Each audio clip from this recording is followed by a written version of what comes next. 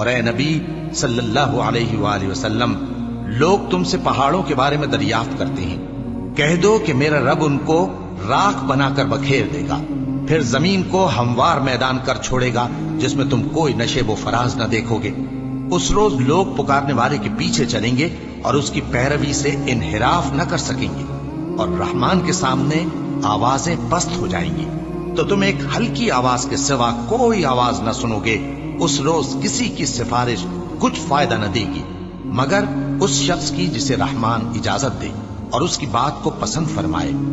جو کچھ ان کے آگے ہے اور جو کچھ ان کے پیچھے ہے وہ اس کو جانتا ہے، اور وہ اپنے علم سے اللہ کے علم کا احاطہ نہیں کر سکتے۔ اور اس زندہ و قائم کے روبرو منہ لٹک جائیں گے، اور جس نے ظلم کا بوجھ اٹھایا وہ نامراد رہا، اور جو نیک کام کرے گا اور مومن بھی ہوگا تو اس کو نہ ظلم کا خوف ہوگا اور نہ نقصان کا۔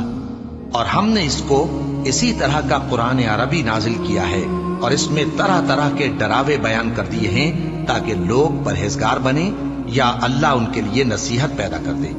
تو اللہ جو سچا بادشاہ ہے، عالی قدر ہے، اور قرآن کی وحی جو تمہاری طرف بھیجی جاتی ہے اس کے پورا ہونے سے پہلے قرآن کے پڑھنے میں جلدی نہ کیا کرو، اور دعا کرو کہ میرے پروردگار مجھے اور زیادہ علم دے۔ اور ہم نے پہلے آدم سے عہد لیا تھا مگر وہ اسے بھول گئے،